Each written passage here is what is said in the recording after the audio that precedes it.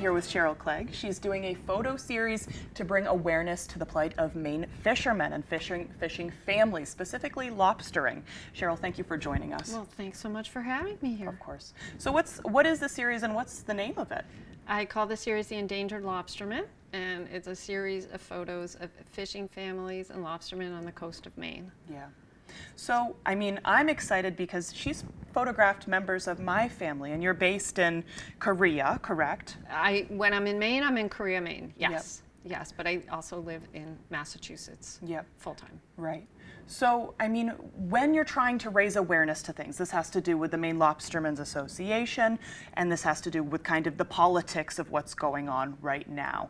What is your focus on the families specifically? Because I know you're not just really photographing one person at a time, it's the families.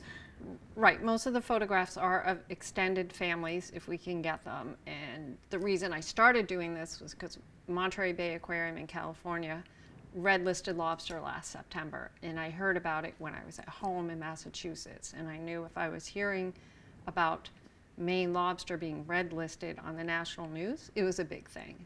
Yeah. So, and I immediately thought of the families that I've known for years in Korea and their livelihood and what they do. So there's only one thing I know how to do, and that is take pictures. Yeah. And I came up with an idea to take pictures of families, just show that it's the whole family involved in the occupation. It's not just dad goes and works for a corporation or mom goes and works.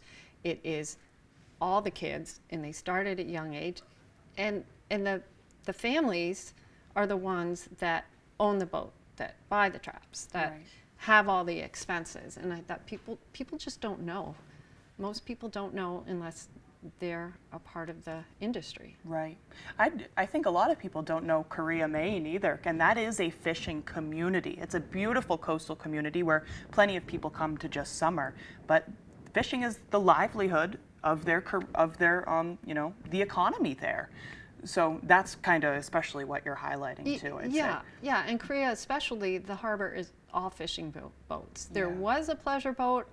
Haven't seen it there recently. Yeah. But for the most part, every boat in that tiny harbor is a fishing boat, and most of the people I think that traditionally who have lived here year-round are involved in the industry in some way, and that could be serving the food. Lunch on the Wharf in Korea, he's a fisherman, she runs the restaurant, right. And then there's the boat builders, the bait suppliers. Which may be a little different than like places where people go like Bar Harbor, which are known for tourist destinations, different boats, but places like Korea are known for that. But let me segue here, and I mean, this was one series. You've already done this. Are you going to continue work on this? Is there still work to be done? This series is not done. I'm working at trying to get more fishermen, more fishing families. Okay, so that's what you need. In different parts of Maine. Yeah. And also the supporting businesses, back to, like I said, the boat builder, the bait supplier, the people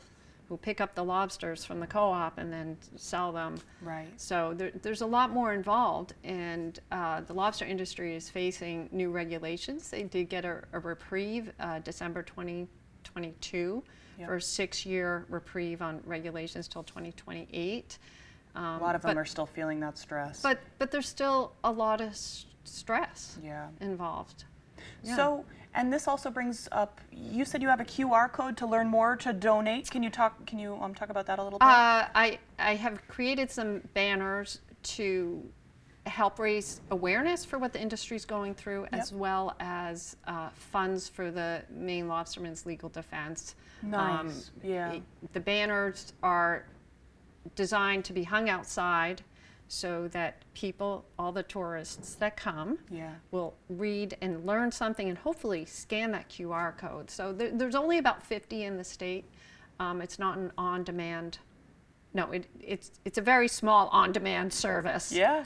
If you've been to the Maine Lobster Festival, I'm sure you saw him there, because I recognized him just from our video sitting on the desk. So yeah. There were some at the Maine Lobster Festival in Rockland and Winter Harbor, and I know Helen's in Machias has a banner, and I think there's one in Harpswell, Yep. that area. Yeah. Amazing. Oh, wow. So- So you're covering the whole coast. I love I'm to hear trying. it. I'm Yeah. trying to. Yeah.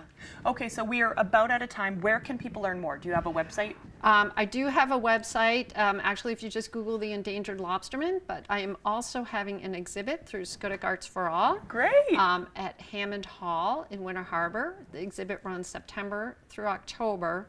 There is an opening September 10th at 4 p.m.